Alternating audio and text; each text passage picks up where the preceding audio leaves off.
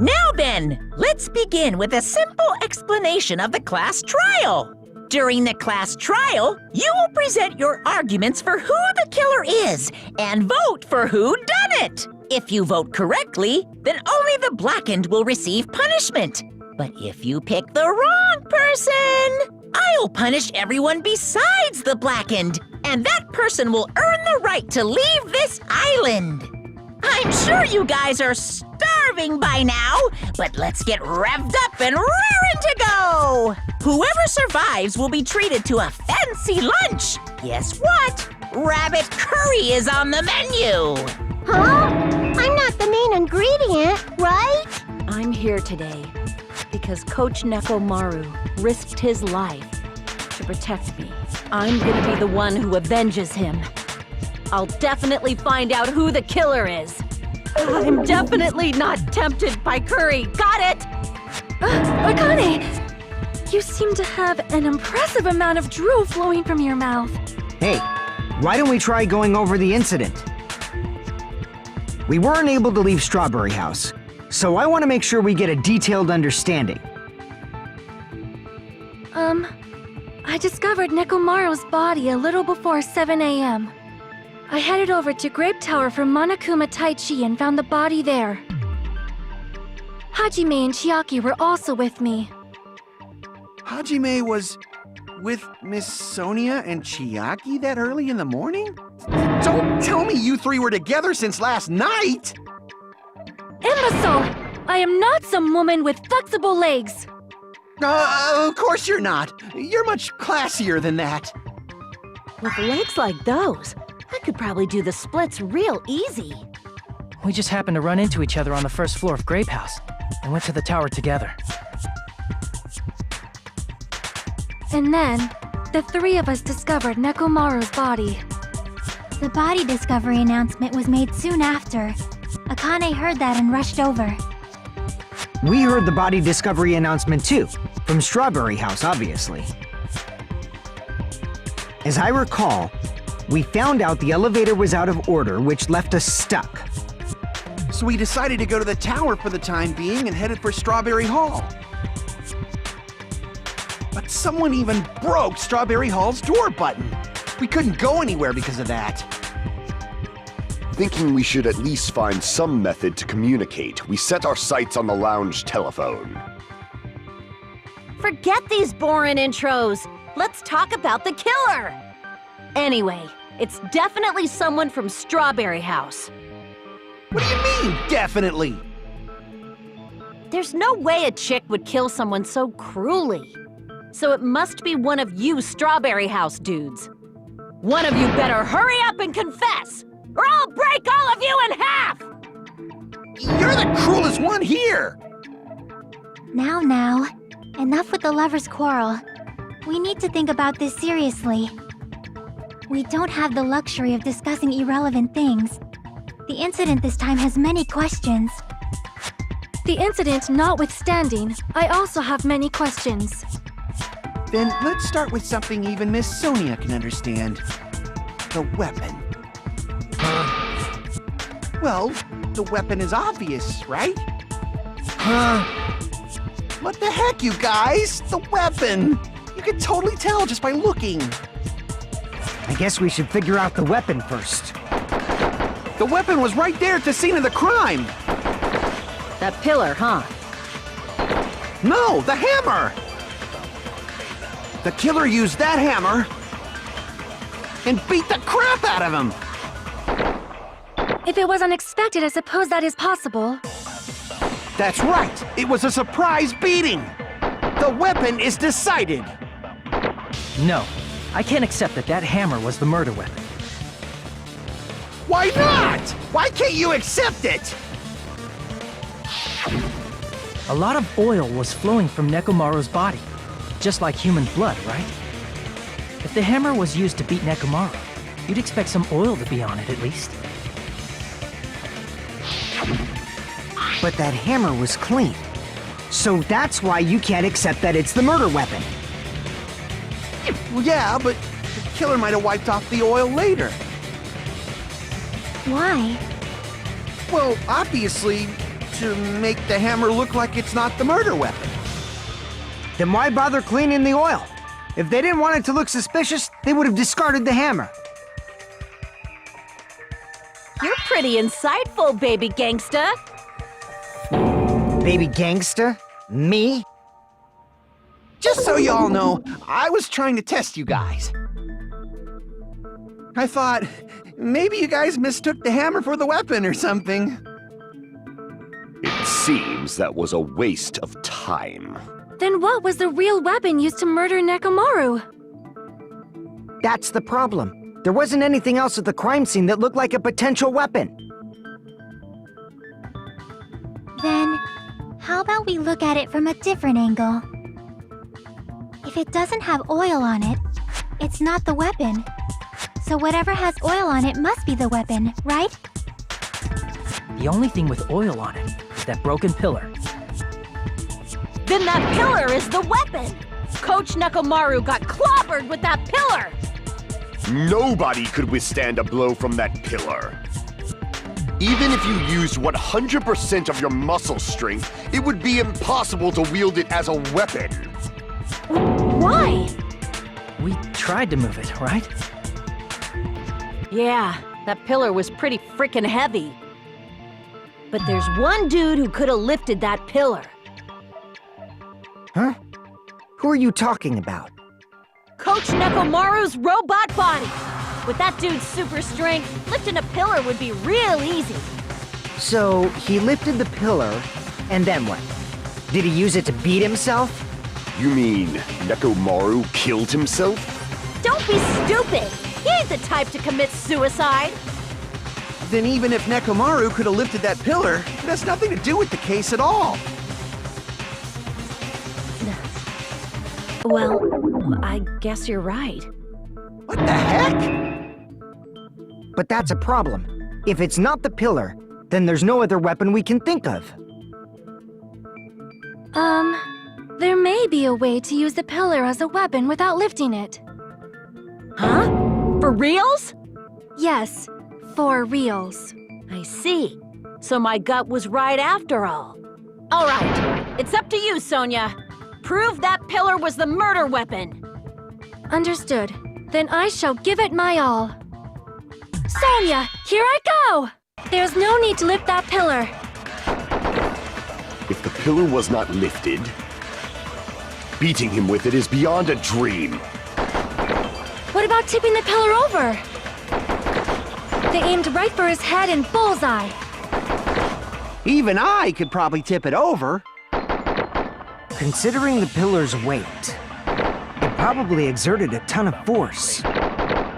Sonia, you go, girl! I'm getting hella excited!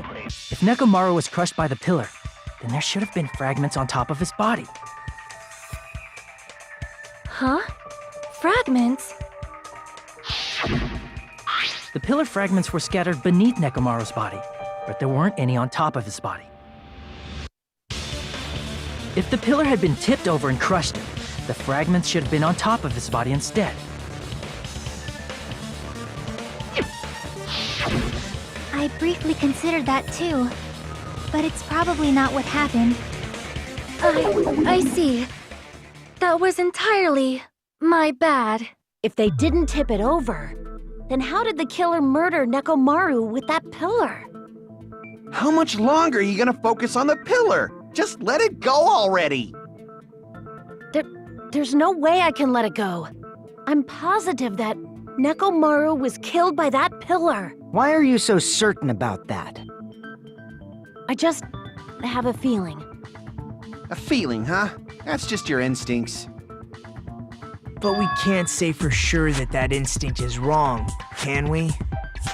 There's another way to use that pillar to kill. You guys just haven't noticed it. Is that true? Then I shall ask you, what way is that?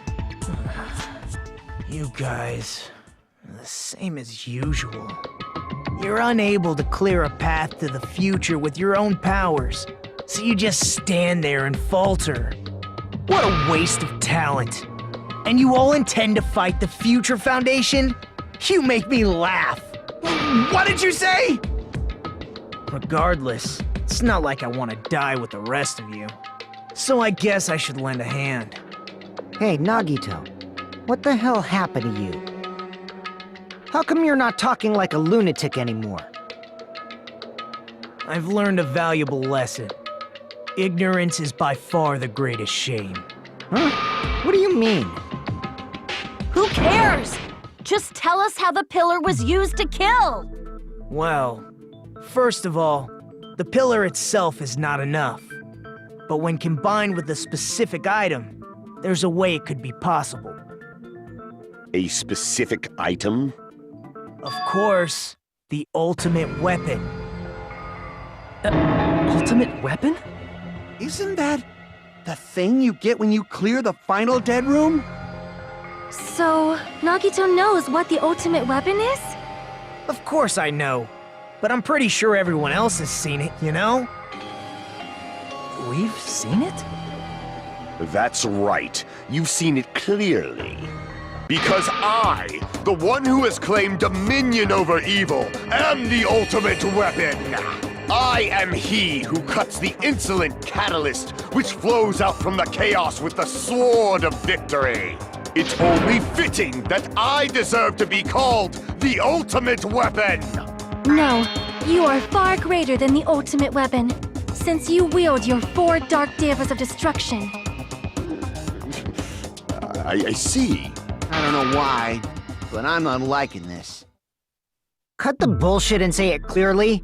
What is the ultimate weapon? In order to clarify that, we first need to solve the secret of the funhouse. Huh? The secret of the funhouse? You still don't realize it? Jeez, get it together. You're supposed to be the symbols of hope, aren't you? Ah, I forgot. Except for Hajime, of course. Except for Hajime? If we make it out of this, I'll explain it to you guys. Anyway, we must first clarify the secret of the funhouse, right? Then I think it must have something to do with the structure of the funhouse.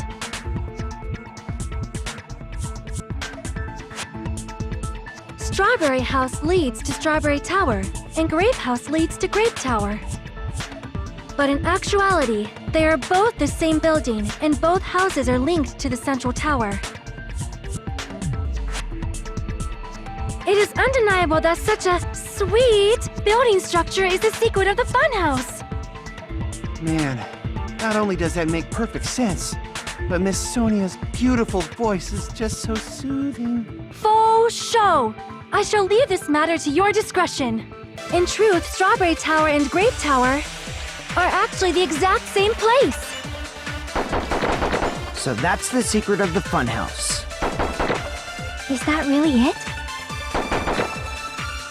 It's weird to say they're both the same place.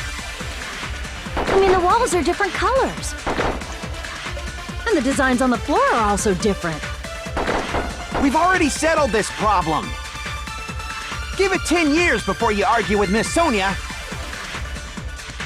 Both of those towers, are they really the same place? Why are you asking that now?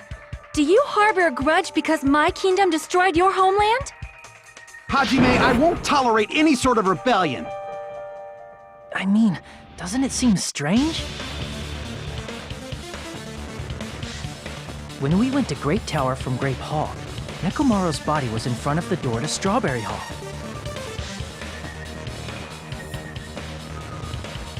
But when we went to Strawberry Tower from Strawberry Hall, his body was in front of the door to Grape Hall.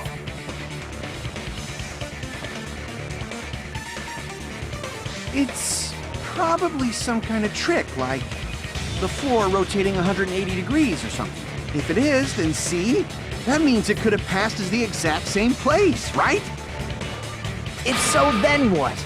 Do you seriously think such a simple answer is the correct answer? Does that mean he's wrong? Oops, I guess I've said too much. If the floor didn't rotate, then that means we need to think about the structure of the building again. Bow down!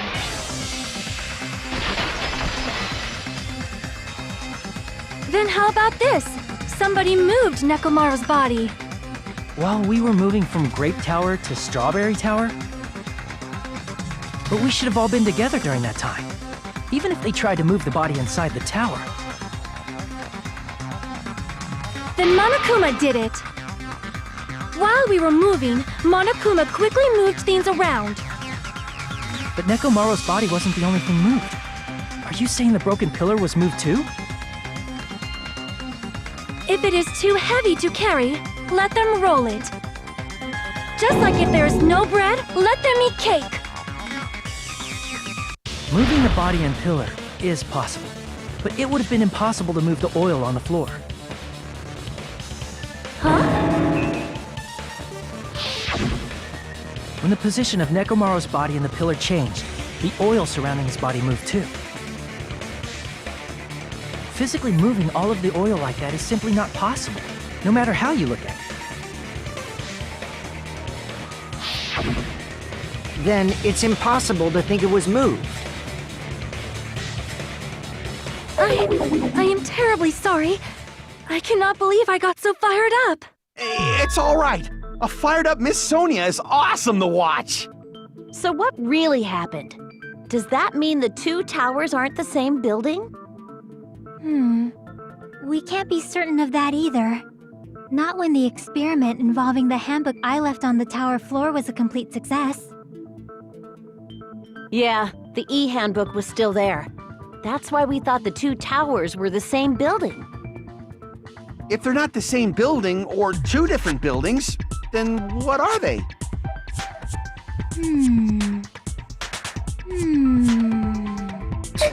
No idea, huh? Hey, Nagito. I thought it would come to this. I knew my turn was coming up. Fine. I'll tell you guys a big hint that can help you solve the secret of the funhouse. Give us the answer, not a friggin' hint. But then it wouldn't mean anything. I need you guys to do this class trial properly. It's also important for me because it will help me determine something. But how do we know your hint is any good? It's suspicious that you're the only one who knows it. I have a good reason for that. The reason I'm the only one who knows it is because I was the only one who performed the appropriate action. You're talking about the final dead room, right? You cleared the life-threatening game there and found something, didn't you? That's right. The hint is what I saw after I cleared it. In the depths of the final dead room, there was a hidden room surrounded by concrete. And there, a small conspicuous window waited, all by itself. From that window, I saw some very strange scenery. Strange scenery? Instead of explaining it, it might be faster just to show you. At an opportune time, I found a perfect camera in the final dead room. You took a picture? Yep. Let me explain it to you again. I took this picture on the first floor of Strawberry House, from the secret room within the final dead room. But don't you think it's weird? If the funhouse's structure is what you guys have been thinking, then there's lots of things that don't make sense in this picture, right? Then let's begin. Shall I call it thinking time? You said this photo was taken from the hidden room inside the final dead room, right? If that's the case, then that means it should have been taken from the first floor of Strawberry House. Yeah, it should have been. Then, this is definitely strange. This photo doesn't look like it was taken from the first floor. The angles suggest it was taken from higher up.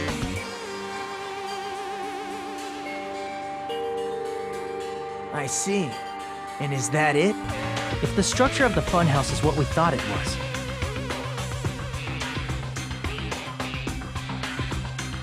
Grape House and Strawberry House should link to the tower in the middle. Which means, if you're viewing the tower from Strawberry House, you should see Grape House behind it. But in this photo, I don't see anything behind the tower. No shadow, no shape, no Grape House at all. That's right. Good call. In summary, this is the truth contained in this photo. The first floor of Strawberry House is located in a high area, and Grape House is not behind the tower. It's not? Are you saying that Grape House is merely an illusion spell cast by Monokuma's cursed eye? From this point on, do your own thinking. Now that you've finally met the same requirements as me. If you guys are truly symbols of hope, you can easily solve a simple mystery like this. It might be possible for Hajime to solve it too, even though he's just a normal high school student. Despite the fact that you don't have a real talent, you already know about the other clue. You're referring to when you suddenly appeared on the second floor of Grape House, right? I'm asking you just to be safe. At the time, where do you think I came from? The top floor, right? Such sharp eyes. So you realized it already? Top floor. So the third floor? But the Monokuma Archive should be the only room on the third floor of Grape House. What does it mean? I got it. I know the secret of the funhouse. Then let me hear it. What kind of answer will you give, I wonder? In the picture Nagito took from Strawberry House, I didn't see Grape House at all. So where did Grape House go? There was only one possibility. It was in a position where it couldn't be seen from Strawberry House. Which means Strawberry House and Grape House are in the same building, but on different floors. Same building, different floors? Then the two houses aren't two different 3-story buildings. They're actually one 6-story building? If you think about it like that, based on Nagito's picture, it's clear where Strawberry House is located. On top of Grape House. That's where Strawberry House is located. Because of that, the photo taken from the first floor of Strawberry House was at a high angle. Altogether, this means the first floor of Strawberry House is also the 4th floor above Grape House. Oh, snap! I never expected that the two houses were connected vertically. But what about the shape of the building? The two houses were completely different shapes. Strawberry House is 4-sided, and Grape House is 6-sided, right? It never occurred to us that they were the same building because it was structured with two different shapes.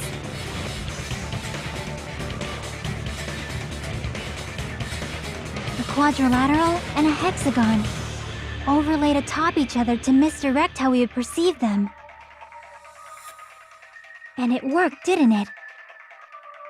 Disregarding the tower, we fully believed the two houses were two separate, distinct buildings.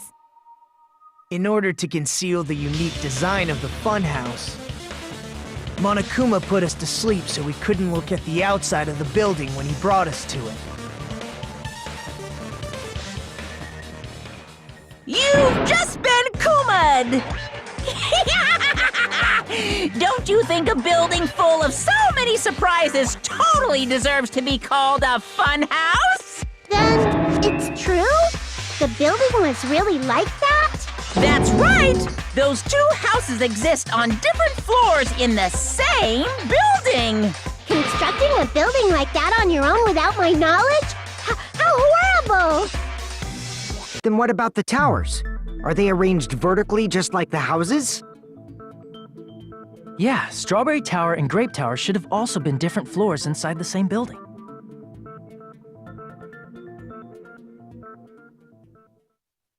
Just like Strawberry House was on top of Grape House. Strawberry Tower was also on top of Grape Tower. However, if they're different floors within the same building, why was Nekomaru's body in both places? Aw, your precious hammies don't know? But it's so simple. Alrighty then. I'll be the one who solves this mystery in a flash. Please watch me, Miss Sonia. Oh, I see. Do whatever you like.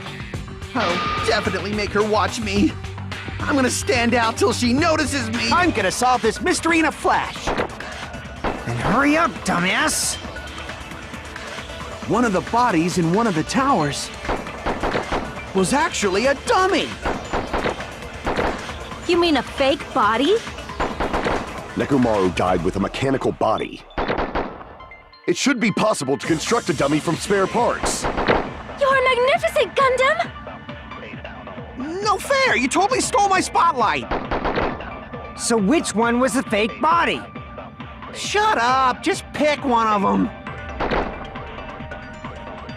Nekomaru's body wasn't a dummy. That can be proven by Kazuichi's account. Huh? Me? Remember, when we moved from Grape Tower to Strawberry Tower? We thought the body had moved, and that's when you said,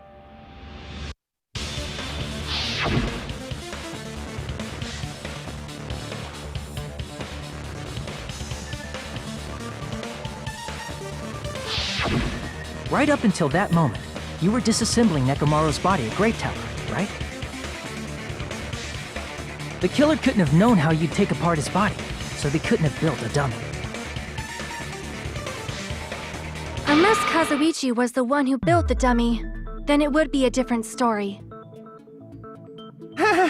Miss Sonia, that's a pretty harsh joke. You are joking, right? It's alright. Kazuichi is not the killer. If he was, he wouldn't have fixed the elevator or the button in Strawberry Hall. It'd be much more convenient for the killer if it stayed broken. I see. That is disappointing. I'm even more disappointed. However, even if Nekomaru's body wasn't a dummy, it's meaningless if we don't have the important answer. The reason Nekomaru's body was in both towers, even though it was supposed to be on different floors. Maybe it was simply moved? The body moved to a different floor? You can't think of a device like that? A device that moves things to different floors in the same building? You must be talking about an elevator. What? Are you saying Nekomaru's body was transported using an elevator? Where the hell is this elevator anyway? It's the tower itself. The inside of the tower is one big elevator. Which means the tower was designed so that the whole room goes up and down like an elevator. So whether you enter from Strawberry Hall or Grape Hall, it all leads to the same room, right? So that's why we could only enter it from one side or the other. Now that you mention it, sometimes when I pressed the door button, it took a while for it to open. I see. We were basically waiting for the room to arrive, just like an elevator. Please hold on. If the inside of the whole tower ascends and descends like an elevator, then why is there a picture of a strawberry on the far back door when you enter from Grape Tower? And a picture of a grape on the far back door when you enter from Strawberry Tower.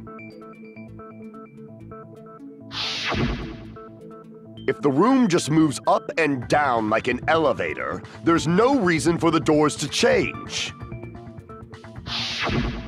Plus, after the incident, the far back door in Grape Tower had chains wrapped around it, right?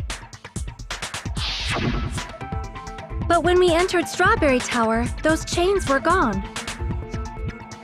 Not just that, but if I remember correctly, even the doorknob was broken off. There are too many strange things. Was that tower really an elevator? When you see people and things, make sure you focus on the good parts instead of the bad. What did you say? So, let's put aside what's changed and focus our attention on what hasn't. Why do we have to do that? It's fine. Come on. What does everything that hasn't changed have in common? Is it safe to say that all the items on the floor didn't change? And? And? Why did the picture on the far back door change? If you can figure that out, you'll have the answer. The reason is because that elevator has something unique about it. So that's it. The elevator was designed so only the floor moved. Only the floor moved?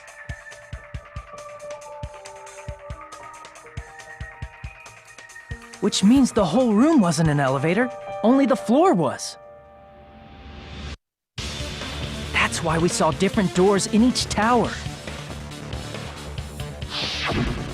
Which means on the first floor of Grape Tower, the door on the far back wall had a strawberry design. And on the fourth floor, which was Strawberry Tower, a different door on the far back wall had a grape design. Then, where do the different floors lead?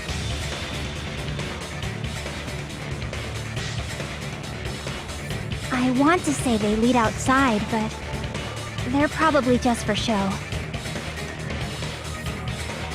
Just for show? Why was something like that necessary? So we'd falsely believe that the doors were connected to where their picture signified. It was actually very effective.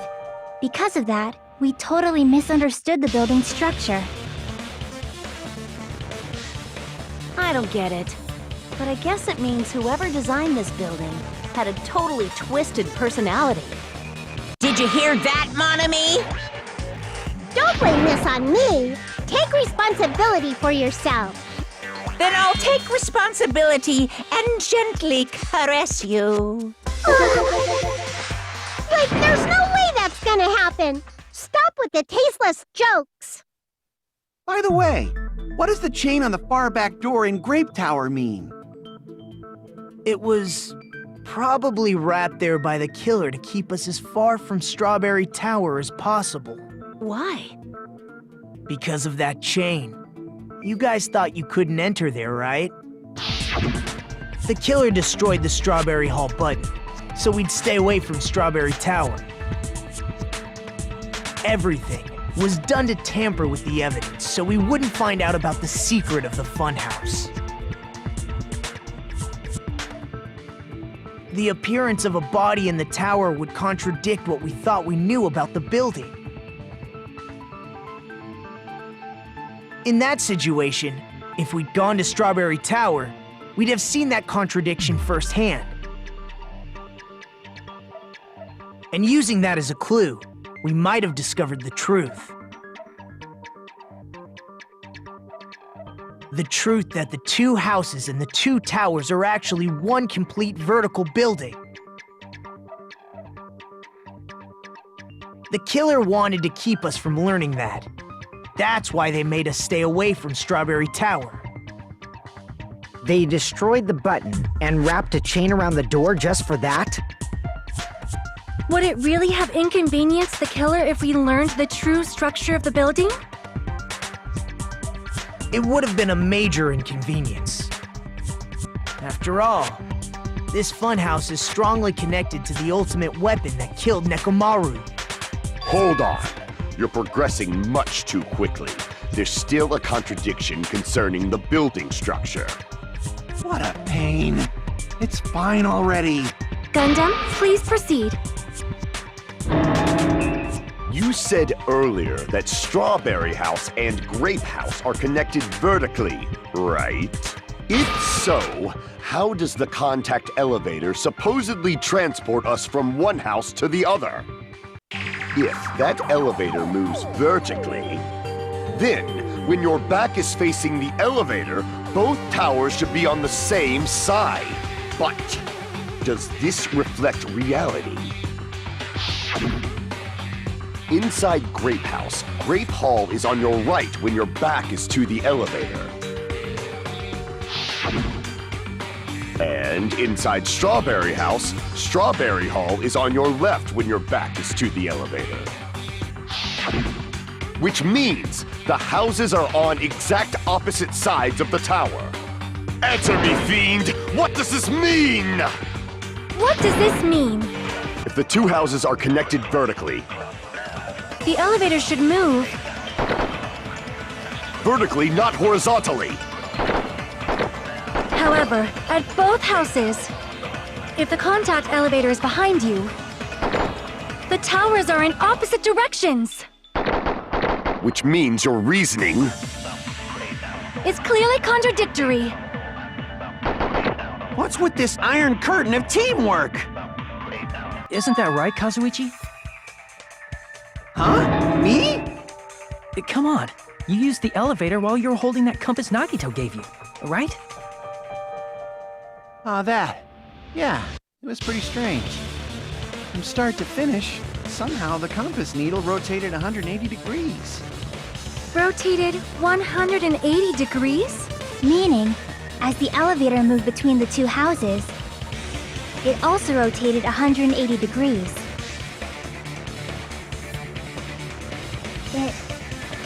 It was probably following the building's perimeter as it rotated to the other side, which means the exit would be on the opposite side once you arrived at the other house, right? And thanks to that, the tower we saw on our right side when we arrived at Grape House appeared on our left side when we were at Strawberry House.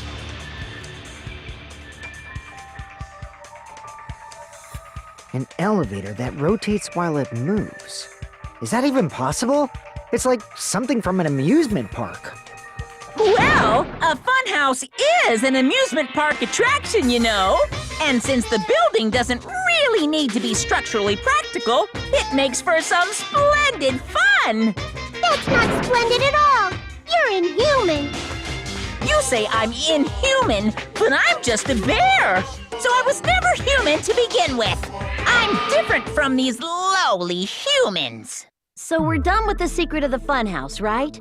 Then let's start talking about the important stuff.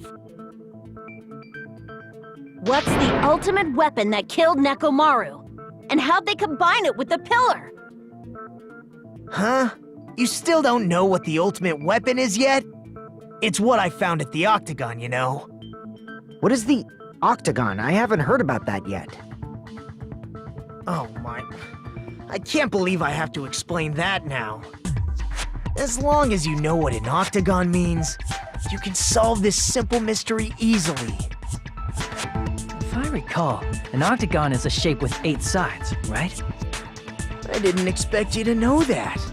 For a substitute reserve course student, you're quite knowledgeable. I guess I should continue listening. Where is the place befitting of the name Octagon? You're talking about the secret room surrounded by concrete in the depths of the final dead room. Why is that place the Octagon? You know how the 4-sided strawberry house is on top of the 6-sided grape house? If you cut a 4-sided shape out of a 6-sided one, you get 8 edges. It becomes an 8-sided shape. That's basically the gist of it. The true identity of the Octagon is that secret room in the depths of the final dead room. In actuality, that place contained various weapons. Then the ultimate weapon was there too? That's a little different. I learned the true identity of the ultimate weapon at the Octagon. Learned? The true identity of the ultimate weapon is the funhouse. Which means the killer used the building structure as their weapon and killed Nekomaru. Like me, the killer probably realized the secret of the funhouse from the scenery, and then thought of a way to kill making use of the building structure. The funhouse itself is the weapon, so they killed using the building structure? That's why the killer tried to keep us from learning the mystery of the building. But more importantly, you Using the building itself as a weapon? Such a spectacular crime. It truly deserves to be called the ultimate weapon. I never expected the funhouse itself to be the ultimate weapon. Oh well, let's just press on ahead. Is it really alright to accept a situation so easily? I mean, that's not what's important. The thing that's really important is the killer who used the building structure. Like, who's Mekumaru's murderer? But is it really okay to believe the building is the weapon? Nagito said it, you know. There's no way I'd lie at such an important moment. I don't want to die either. What happened to the bastard who kept saying how much they didn't mind dying? He's right. There was a time when I thought I could become a stepping stone for your hopes, but I will sincerely retract that remark. Retract? I'm disappointed too, you know. If this was a murder for the sake of hope, I'd happily sacrifice myself. You say such falsehoods, per usual. There is no such thing as murder for the sake of hope. Murder is simply murder. Forcibly sacrificing others for one's own desires. Even one as diabolical as I would avoid such actions. I see. It's fine. Let's just leave him alone and find out who killed Coach Nekomaru as fast as we can. Just so you know, it's not like I'm getting hungry or anything, you know. Akane! You were drooling waterfalls? Anyway, if the killer used the building structure, why don't we think about how they used it? How they killed Nekomaru. It might be better if we clarify the cause of death first, don't you think? That's it. I think he might have died from falling. Died from falling? If the funhouse's secret is that it's a structure where both towers and houses are vertically connected, then the killer made use of its height and caused Nekomaru to die from falling. Are you saying they pushed him off? Where'd they push him off from? That I don't know yet. Don't just make things up when you don't know the method. Where in that building would you even be able to push someone off in the first place? It might be possible in the tower. You could push him off the 4th floor when the elevator is on the 1st floor. Did you forget how the elevator functions? When it's on the 1st floor, the door on the 4th floor won't open. Saying he died from falling is truly incorrect. You should burn in the flames of hell. But my gut is going crazy right now. When the elevator is on the 1st floor, you can't go through the door on the 4th floor. It'd be impossible to shove off the victim from up there. Then, how about this? After locking Mekumaru inside the elevator, they moved the elevator from the 4th floor to the 1st floor and made use of the drop.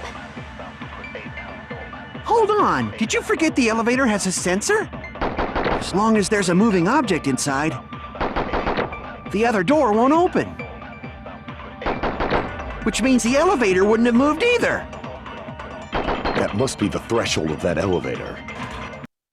That sensor should only work if something is moving. If Nekomaru wasn't moving inside, the elevator sensor wouldn't have detected anything. Could it be his sleep mode? When Nekomaru's goodnight button is pressed, all of his functions shut down, and he enters sleep mode.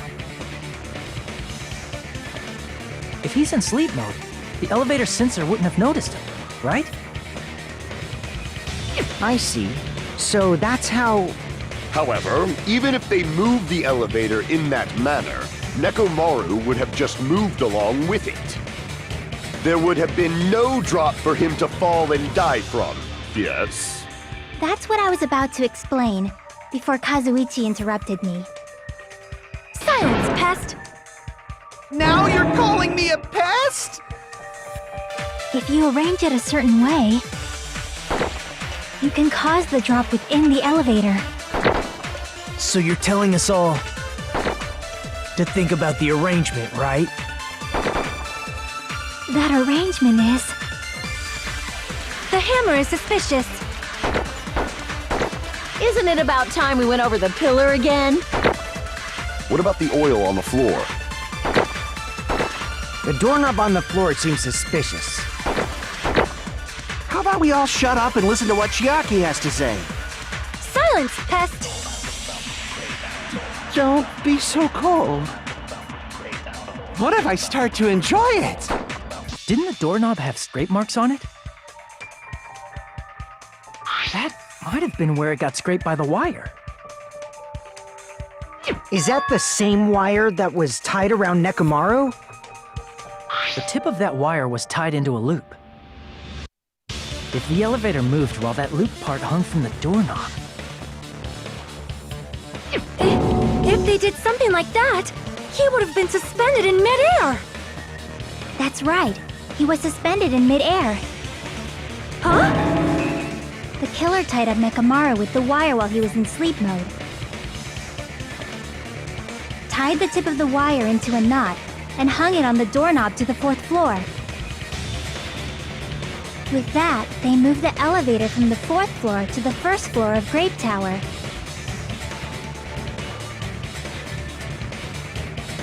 And suspended Nekomaru in midair. That's right! He was so well hung! Kinda like... You better not finish that sentence. The killer took advantage of the elevator's unique feature. Only the floor moves. By doing that, they created a drop so Nekomaru could fall to his death. Too easy.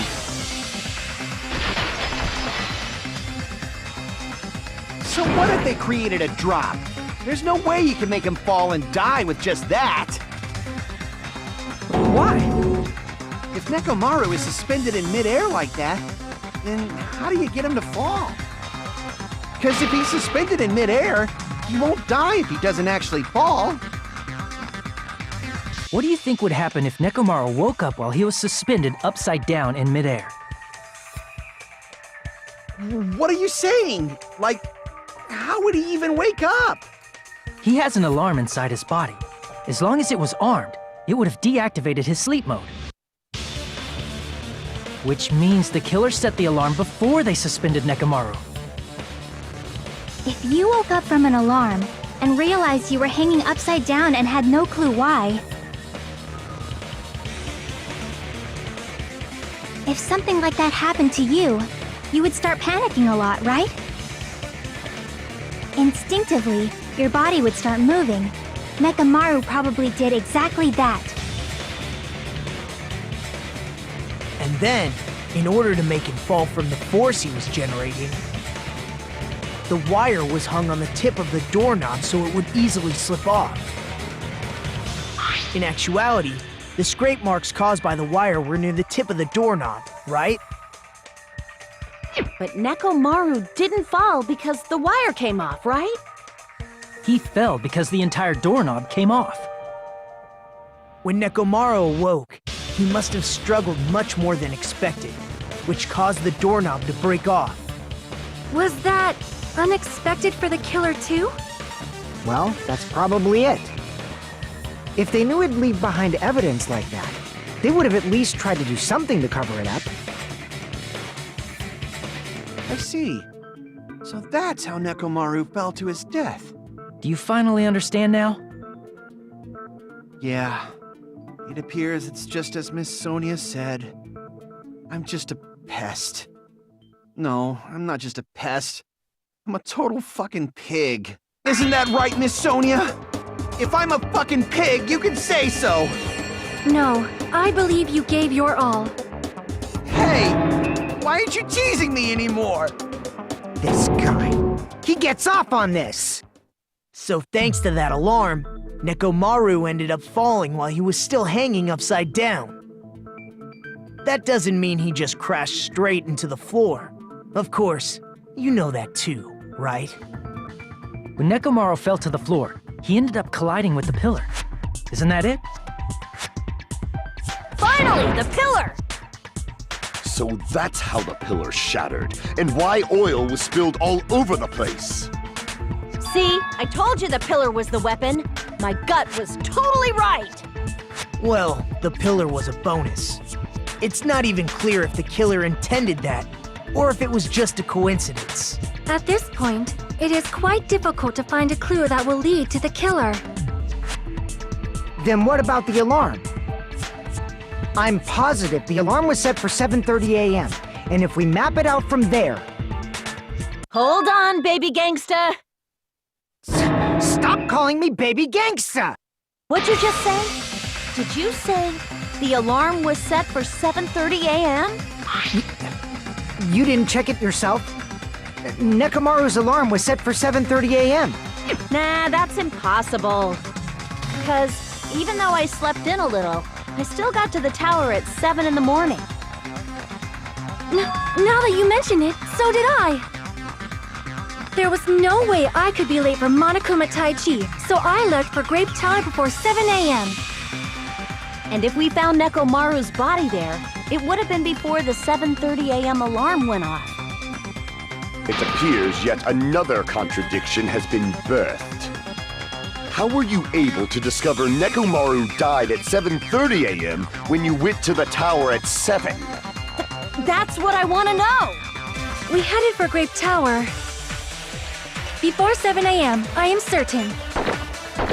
But the alarm inside Nekomaru's chest was set for 7:30 a.m. Nekomaru died because of that alarm, right? His time of death and the time the body was discovered. One of those must be an illusion. The killer probably did some tampering. They probably messed with the clock inside Nekomaru's chest. That's gotta be it! No, the clock inside his chest was a radio clock, so it would have been impossible to mess with. So you're saying there's no way the killer could have tampered with the clock? Maybe the clock Miss Sonia saw was the one that got tampered with. The clock inside Grape House? No, I checked all the clocks inside the funhouse. Oh, that's what I asked you to do. So you really listened to me and checked all the clocks. And because of that, I can confidently declare that all the clocks had the same time displayed. If there's no possibility that the time was tampered with, then we must doubt that human's testimony. Please believe me, we are not lying. Then maybe it's a misunderstanding? I never misunderstand. I'll crush you into dog food. You said you checked all the clocks inside the building. Isn't that right, Fuyuhiko? Yeah, none of the clocks had the wrong time. But what if all those clocks have been messed with? What? All the clocks? So even if you checked all the clocks inside the building, there's no way you'd have noticed it. I see. So the killer messed with the time inside the whole building by changing all the clocks. So that's what it was. There's no way I would have noticed that. This is truly fantastic! Now's not the time to be pleased. More importantly, how much was the time off? If the time in the building was all messed up, then we can only rely on Nekomaru's radio clock. The time of death was clearly 7:30 a.m. The problem is, what time would 7:30 be? In our time. Are there any clues that can be used to narrow that down? If only I heard the sound when he fell. It would have been a great clue. Or his scream. He's not the type to let out a scream. If only Nekomaru's alarm was loud enough, we would have heard it too. There's no point in saying that. If does not exist in this world. That's right. We should have heard the sound he made when he fell. Wasn't it that rumbling noise? Rumbling? I thought it was just an earthquake, so I went back to sleep. Was that the sound from when Nekomaru fell? Well, a huge body fell from the 4th floor to the 1st, and the pillar fell with it. It's obvious we'd hear the impact sound. We heard that noise too. It was when we were gathered at the Strawberry House Lounge. What is it, Sonia? Oh, well. That sound everyone heard? I did not hear it at all. Huh? You probably didn't hear it because you were sleeping.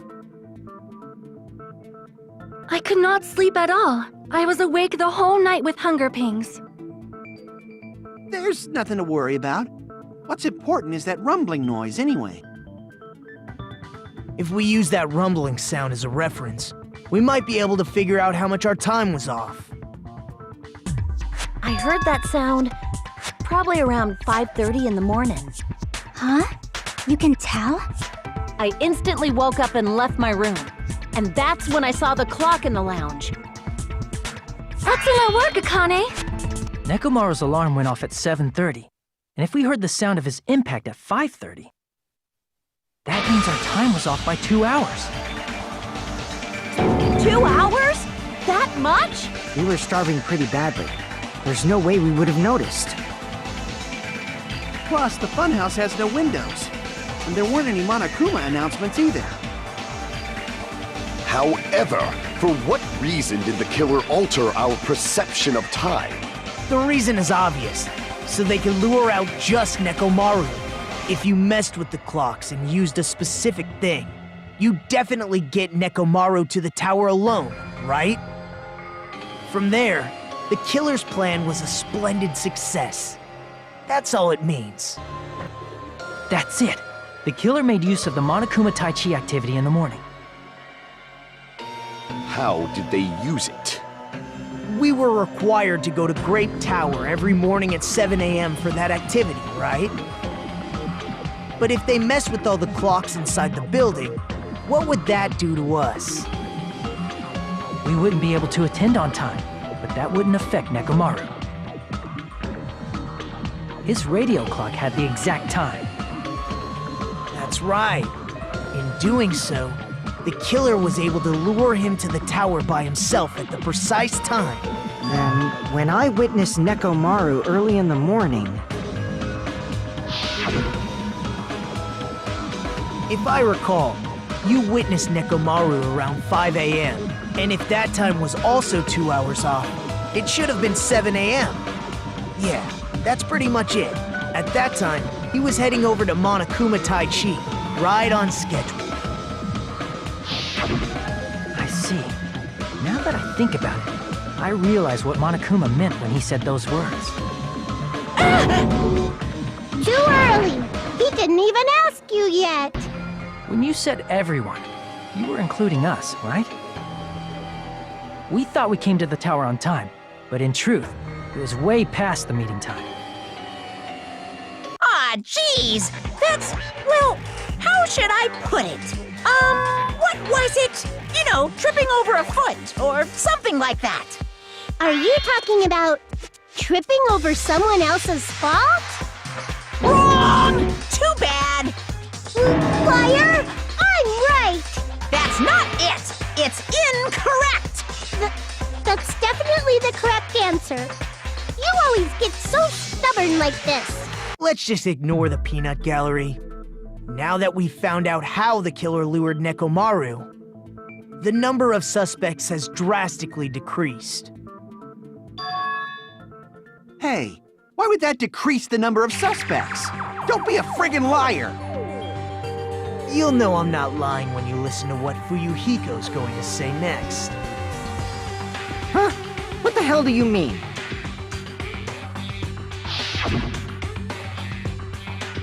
You witnessed Nekomaru going toward the tower. Did something else happen after that? Are you talking about that alarm? Alarm? A little while after I witnessed Nekomaru, the clock in the Strawberry House Lounge started going off. Plus, it was just before that rumbling sound occurred. That's it. So that's what it is. If Nekomaru died when the rumble happened, then whoever doesn't have an alibi at the time is the prime suspect. anyone who didn't have an alibi at that time? I remember now. The sound was so loud I couldn't help bolting from my room. But there was one guy who never left the lounge. We were both on the same floor. It's pretty weird that bastard never came out of his guest room. Which means that person does not have an alibi for when Nekomaru fell? Who is it? Who's the bastard? The one who wasn't there. It's you, right, Nagito? That's right. Nagito wasn't there. It was just me, Gundam, and Fuyuhiko.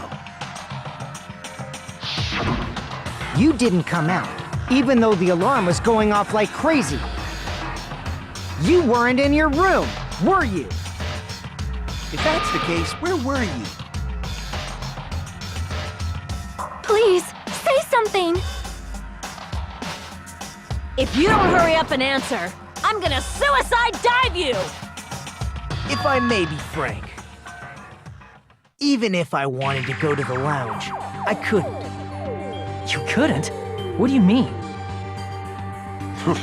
It's merely the foolish talk of the weak. Not only did I not hear the alarm, I never even heard that rumbling sound. You're definitely fucking lying. However, that is also true for me. It is obvious that I did not hear the alarm in Strawberry House. But I did not hear the rumbling sound either. Is that not strange? I mean, everyone else heard it. To be honest, it's not just them. The same goes for me too. I was in a pretty deep sleep, so I thought that's why I couldn't hear it, but it wasn't that. I probably couldn't hear it at all. Couldn't hear it? What does that mean? You still don't know. Think about what the three of us who didn't hear a sound have in common, and I'm sure you'll figure it out. Nagito, Sonia, and Chiaki. The three of you were staying in deluxe rooms, right? That's right. It was because the deluxe rooms have superior sound insulation. You actually noticed that. Nice catch, Hajime. Are you using your ultimate reserve corps student talent? Now then, you guys must understand by now, right? The true identity of Nekomaru's killer. Hold on a sec! Why does that lead to who the killer is? Why? Well, that fact just now is a very important clue, and a decisive factor in identifying the killer. Decisive factor? Gundam, there's something I want to ask you.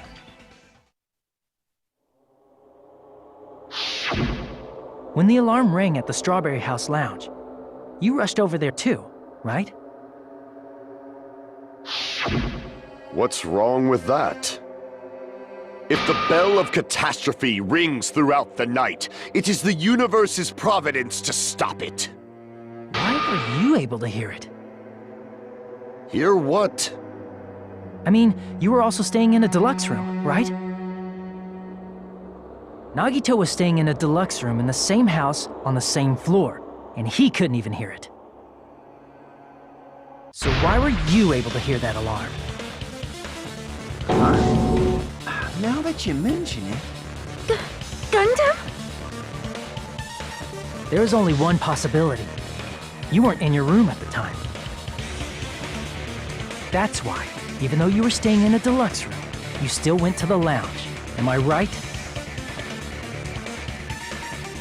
Gundam, you have some sort of explanation, right? Gundam probably couldn't return to his room because of Fuyuhiko.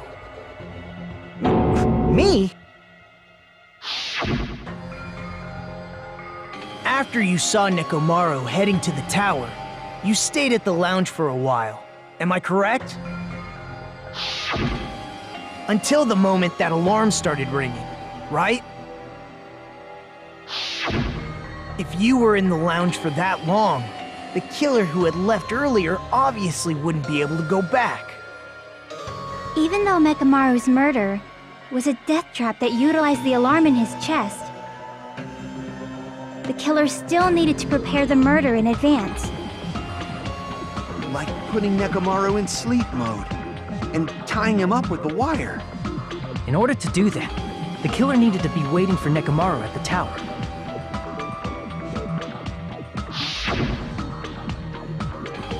Which means when Fuyuhiko witnessed Nekomaru, the killer was already at the tower.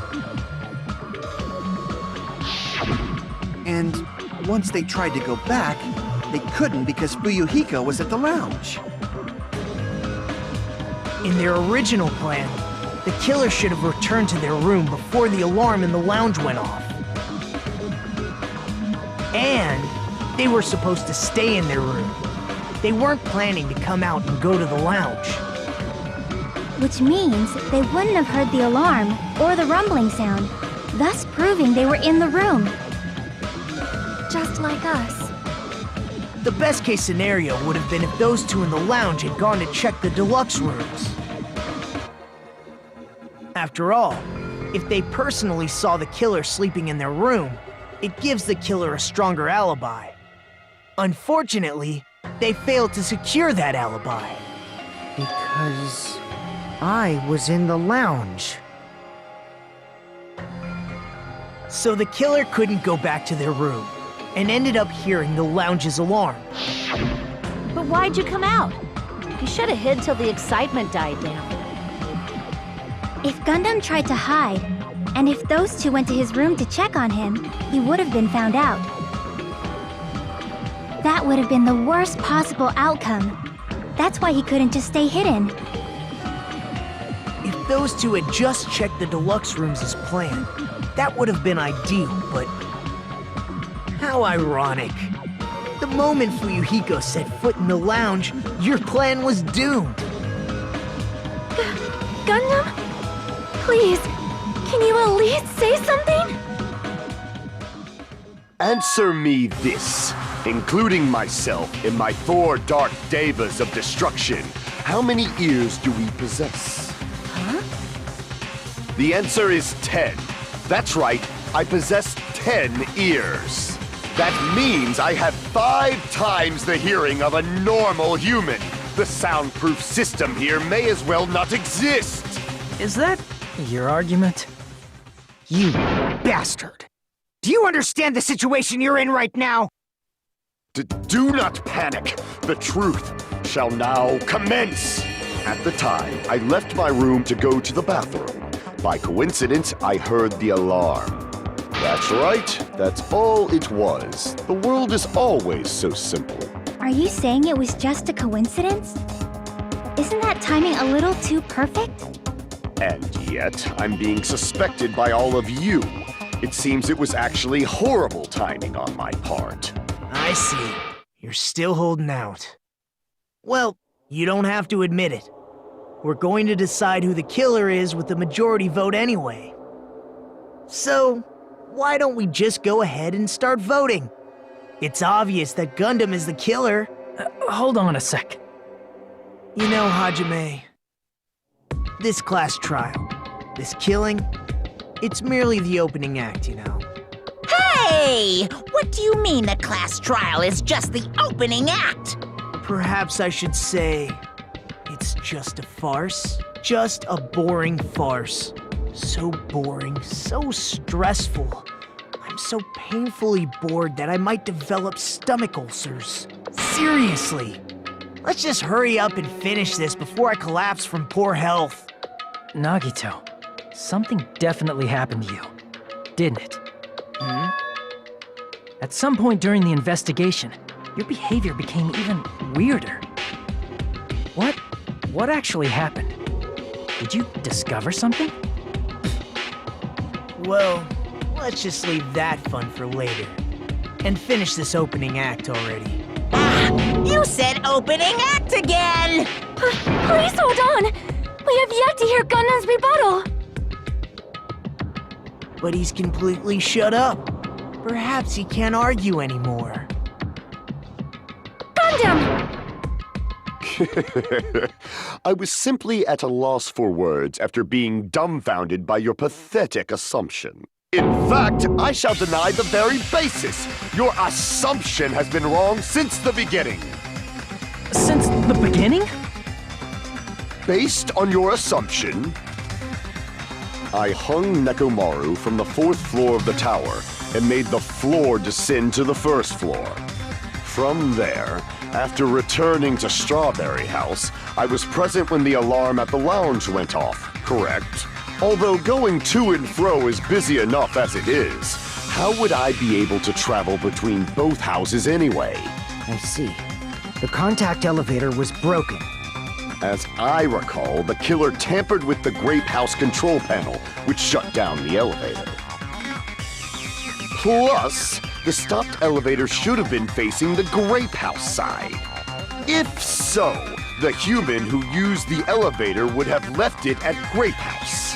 For these reasons, it's an indisputable fact that the killer destroyed the elevator at Grape House. And what's wrong with that? If the elevator was broken at Grape House, he wouldn't be able to return to Strawberry House. However, I was already at Strawberry House. I was present when the alarm in the lounge started ringing. Which means your assumption is clearly wrong. Are you serious? And here I thought it's already been decided. Have you learned your lesson, pitiful humans? You cannot overcome this contradiction. That elevator was the only means of travel between the two houses. As long as that elevator was broken, your assumption collapses. Plus, the elevator was broken at Grape House. If the killer cannot return to Strawberry House, Since I was at Strawberry House at that time, there's no question that the following crime is impossible.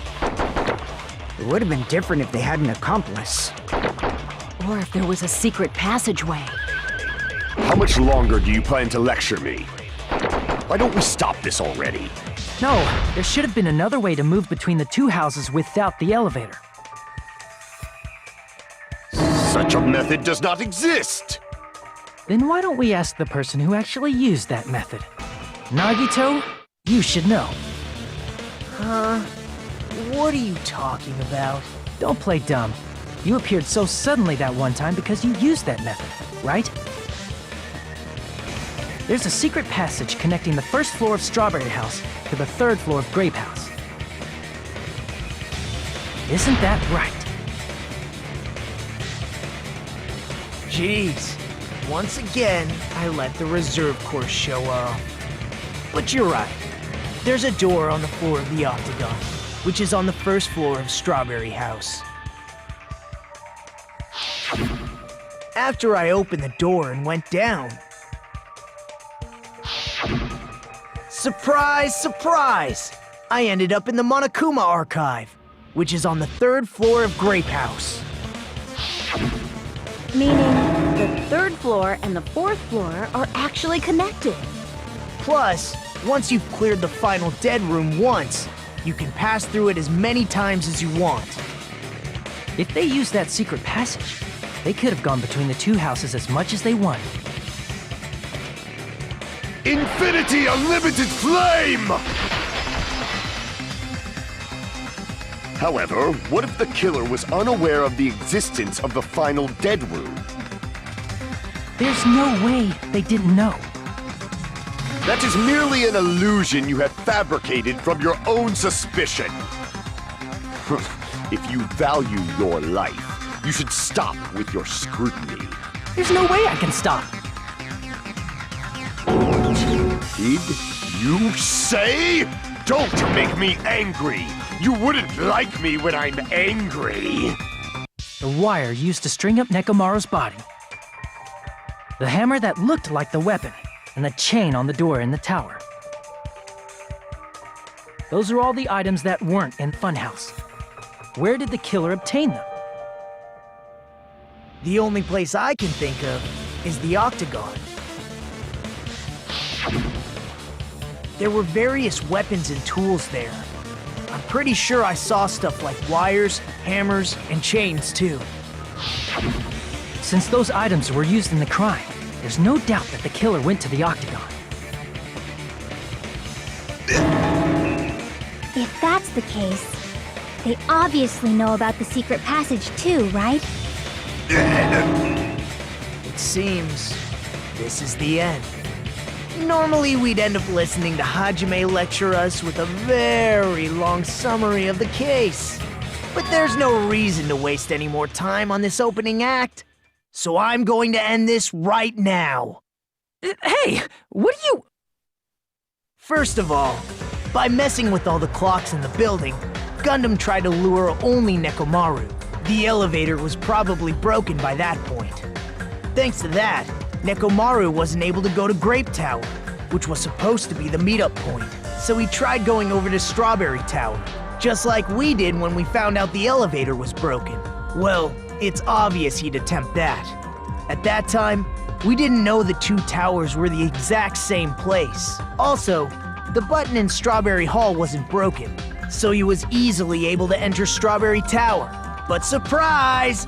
Gundam was waiting for Nekomaru's arrival. Hold on. If Nekomaru didn't go to Strawberry Tower, what would the killer have done then? Their plan was a balancing act of uncertainties.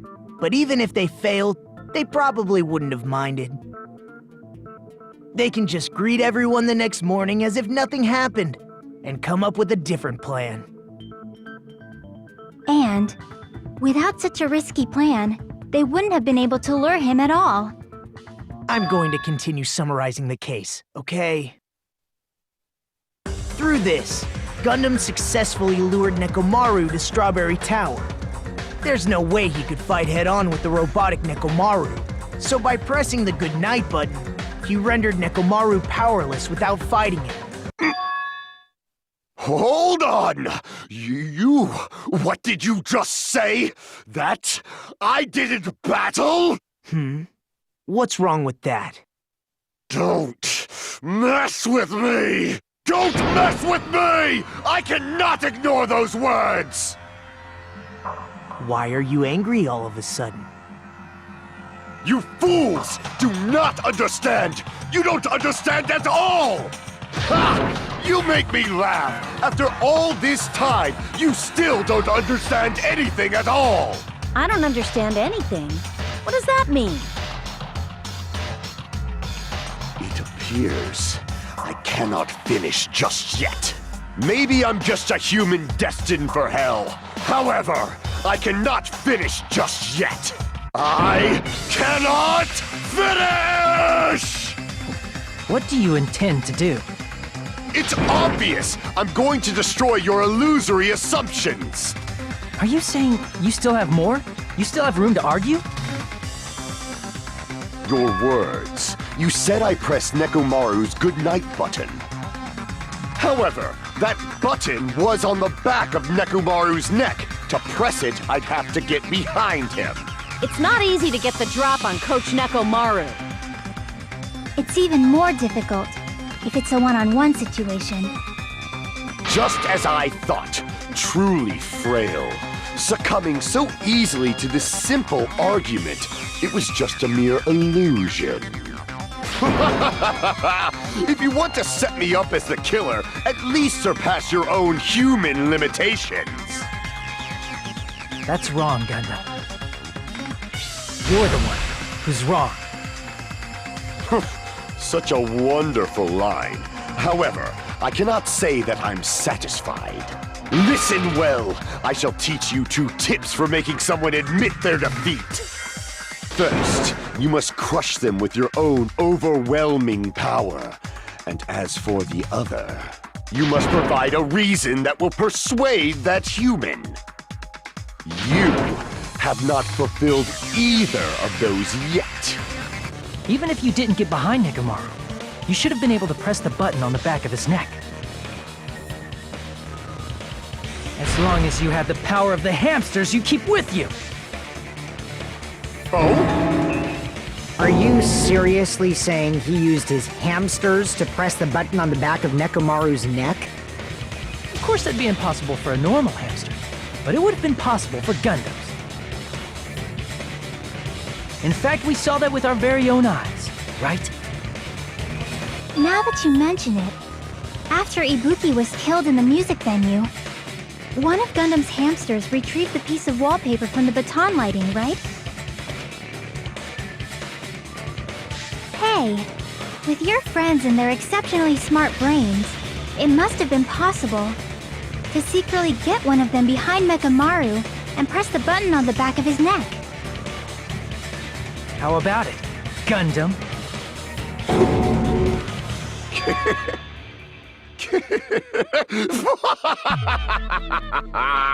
Not just myself, but you actually brought up how splendid my subordinates are. I have no recourse but to admit it. Admit it? Did you say you admit it? It appears I've obtained a one-way ticket to hell. Fine! Then you must trample me underfoot and advance. Victory can only be built upon a foundation of corpses. You cannot find peace without sacrifice anywhere. Now, trample this life. Trample it as though it were mere trash on the side of the road. Pull the curtain strings of this worthless performance with your own two hands. Here's everything that happened in this case. Let's first go over the many tricks the killer prepared before they committed the crime.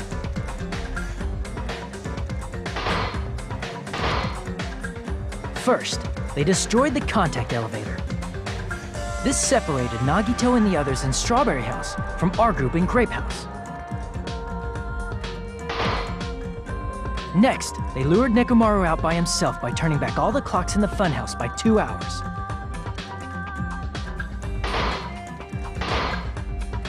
Additionally, in order to secure an alibi, the killer went to the Strawberry House lounge and set the wall clock's alarm to 5:30 a.m. After finishing their preparations, the killer went to Strawberry Tower with the necessary tools in hand.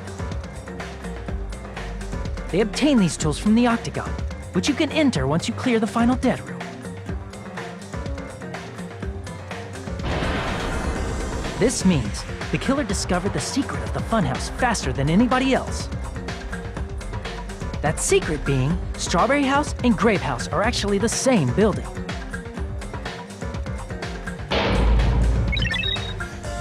On the morning of the incident, Nekomaru woke up and headed over to Grape Tower for a specific reason.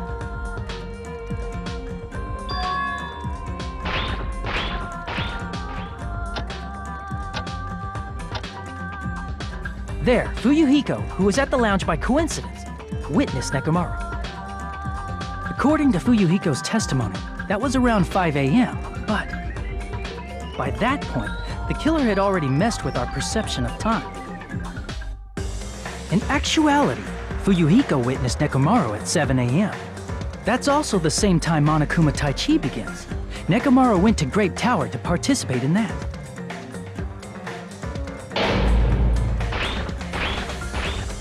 However, because the contact elevator was broken, Nekomaru was unable to go to Grape Tower. So he decided to try going to Strawberry Tower.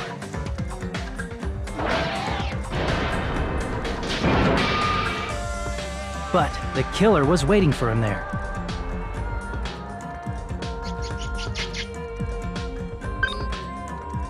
With the power of hamsters, they were able to press the good night button on the back of Nekomaru's neck.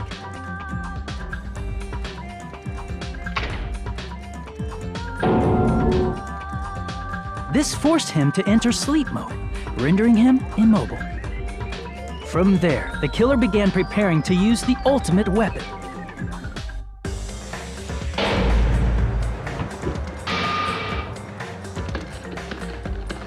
First, they set the alarm in Nekomaru's chest to 7:30 a.m. so he'd wake up.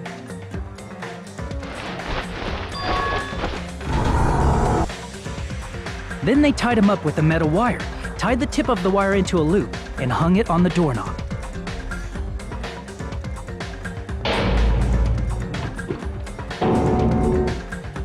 After leaving Strawberry Tower, the killer then destroyed the door button to Strawberry Hall.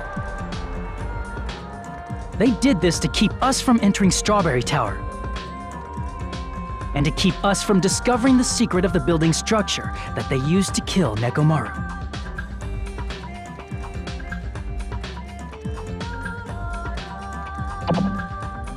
Then, they used the secret octagon passageway to travel to Grape House. After arriving at Grape Hall, they pressed the button to open the door to the tower.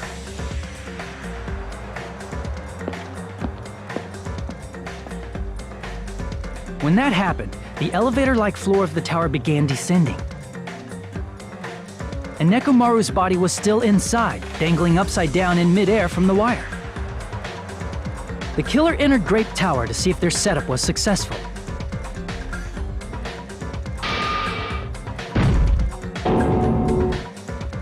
And placed a hammer on the floor to look like the weapon, then wrapped a chain around the back door. This was done to make us falsely believe we couldn't enter the tower from Strawberry Hall.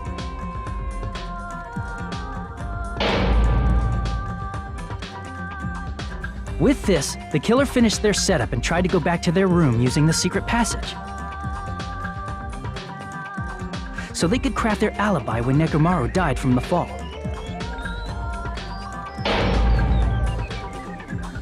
But something unexpected happened. Fuyuhiko, who saw Nekomaru earlier, was still at the lounge. As a result, the killer couldn't return to their room, and with no options available, time ran out.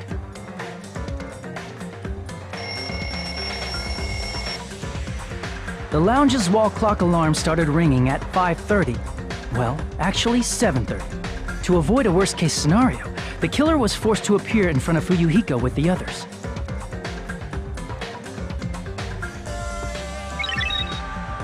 When the wall clock's alarm rang, that was also the same time Nekomaru was waking up.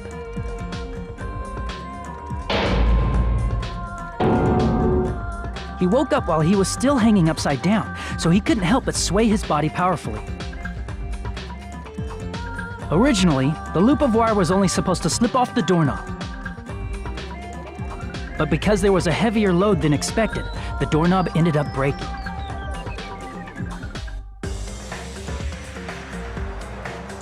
Nekomaru fell from the 4th floor all the way to the 1st floor. He crashed into the pillar, which decapitated him on impact, and died. The sound of Nekomaru's impact echoed throughout the funhouse. However, by this point, the killer's plan was about to fail, thanks to the broken doorknob and Fuyuhiko. Meaning, the killer is someone who wouldn't have heard the alarm if they were in the deluxe room. They also wouldn't have been able to return to their guest room, because Fuyuhiko was at the lounge.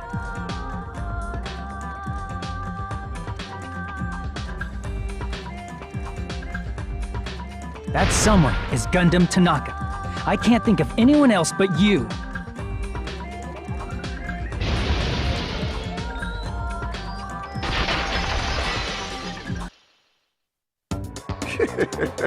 Splendid. That was splendid. For a mere human, you did quite well. Stop. Stop it already. Stop using weird words to avoid the truth. Or I'll friggin' kill you myself! I cannot believe it. I just cannot believe. You killed Nekomaru? I cannot believe something like that!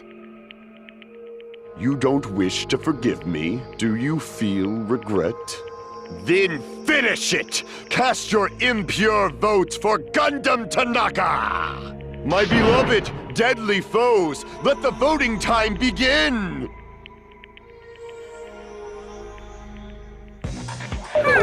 This result isn't all that exciting.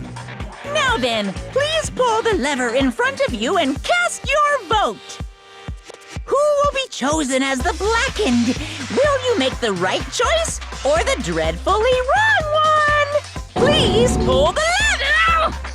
Crap! I bit my tongue at the most important part!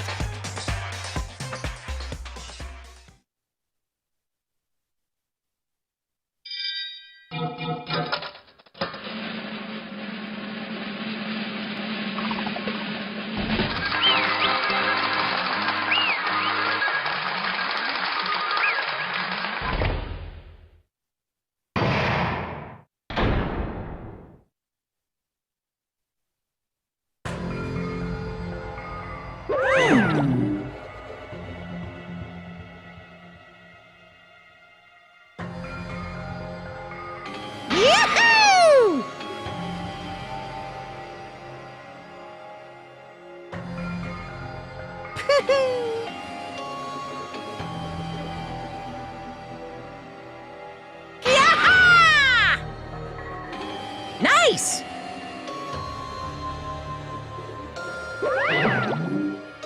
Now then.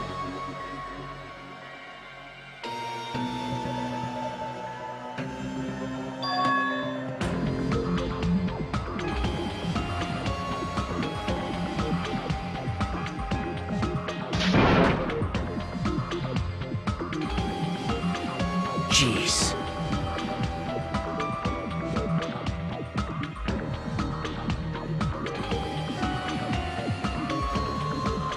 Fall, my tears.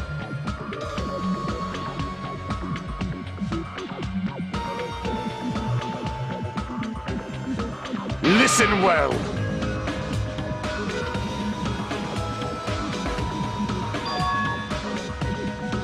How pitiful.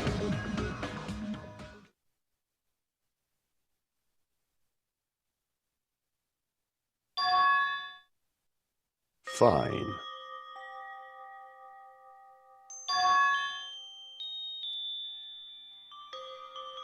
Damn it! This, too, must be the will of causality.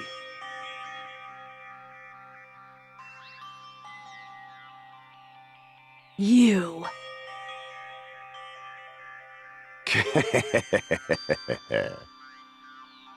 Let's make history.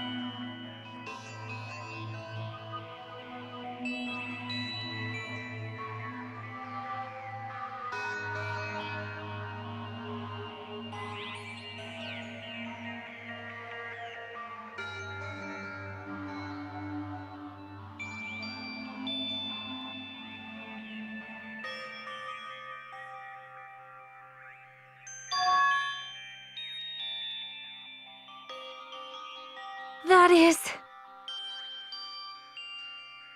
Let me tell you this. Huh?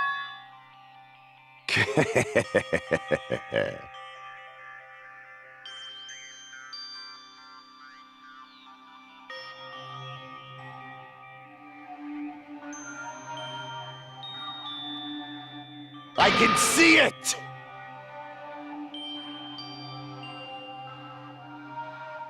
Could it be?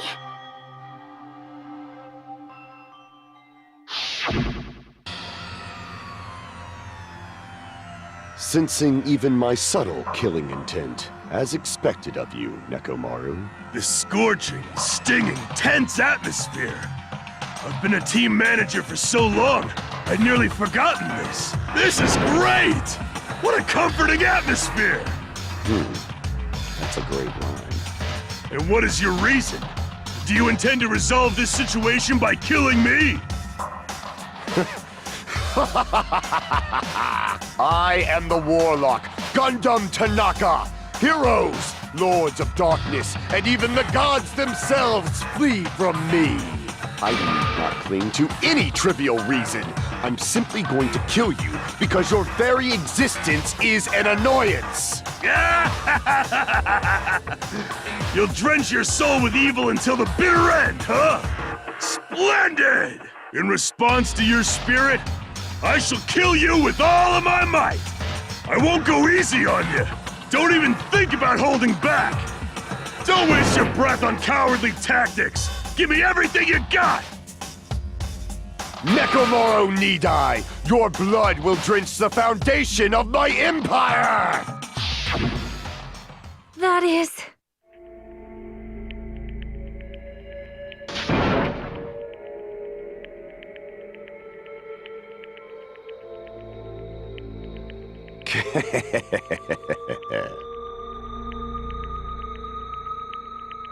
Let me tell you this.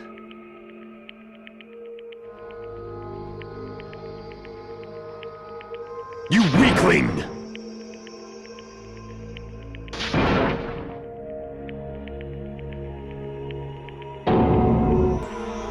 Fall, my tears.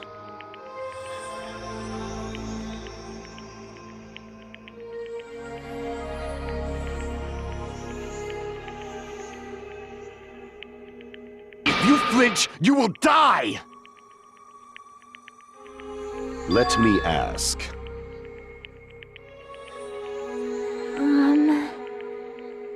Fine.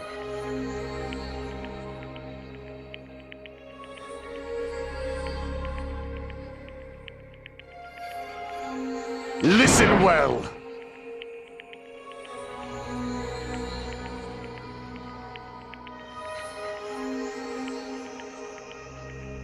I shall engulf this world.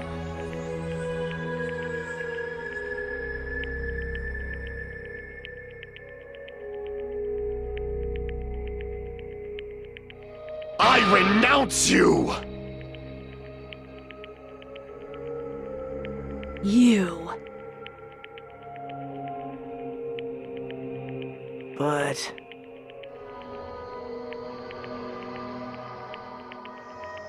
Damn it. Fine.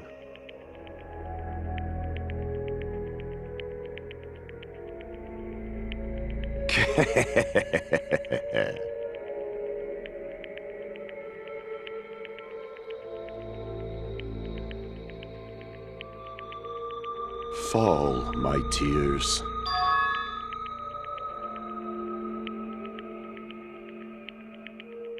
Oh. You...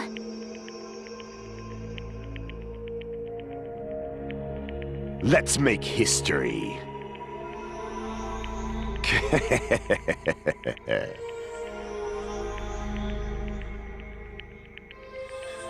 well?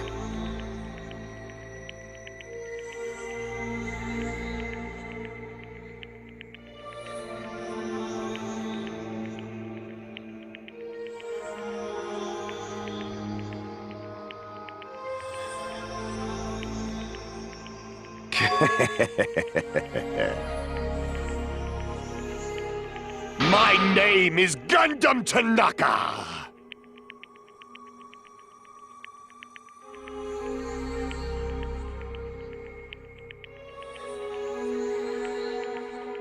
Fade like dust in the wind.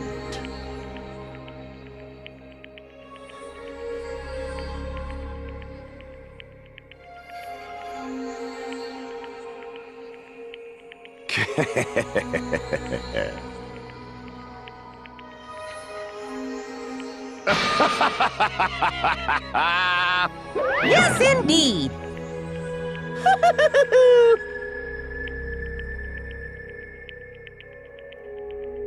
Please wait! I beg of you! Huh? I beg of you! How pitiful.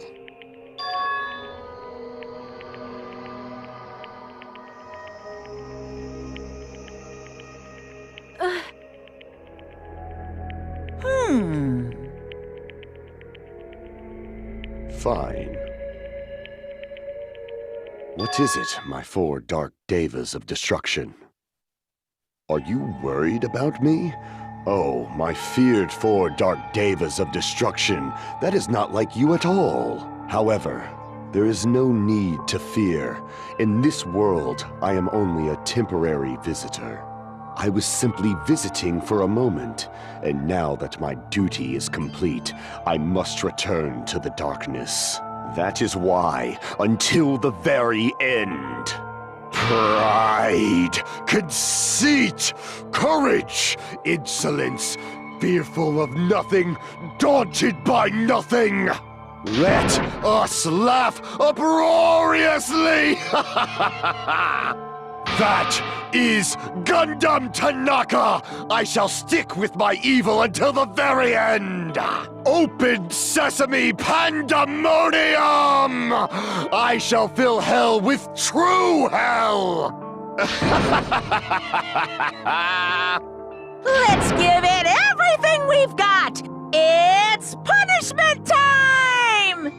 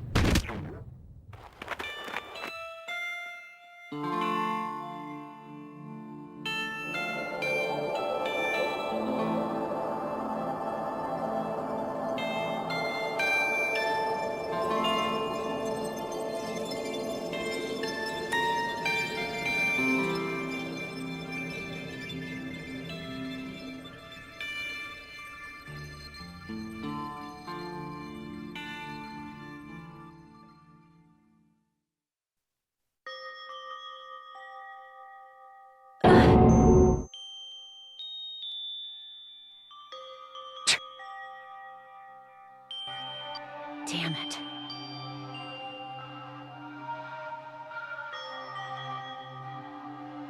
Damn it!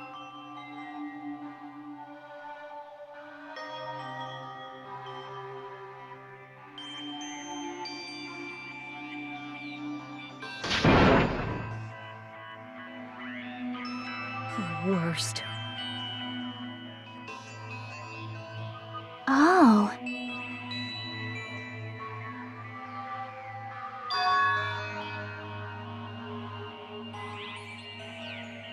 You are right.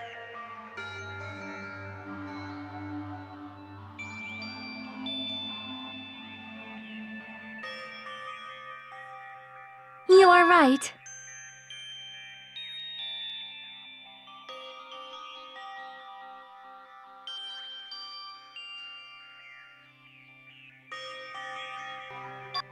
Hey!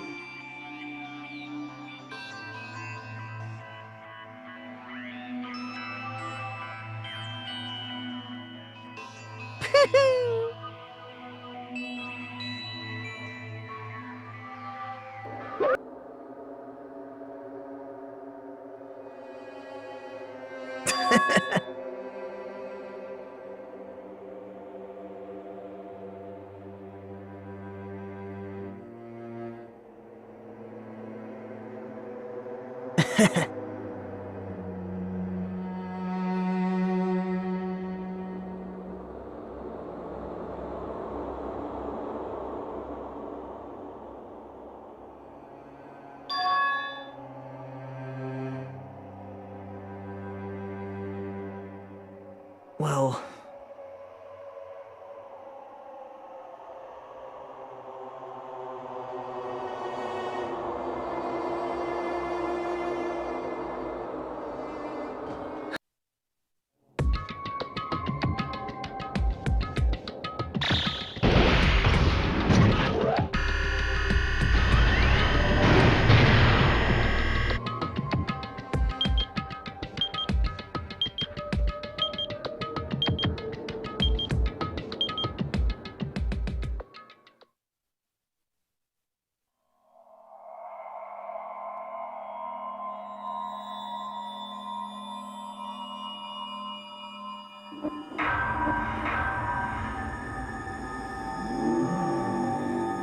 Danganronpa.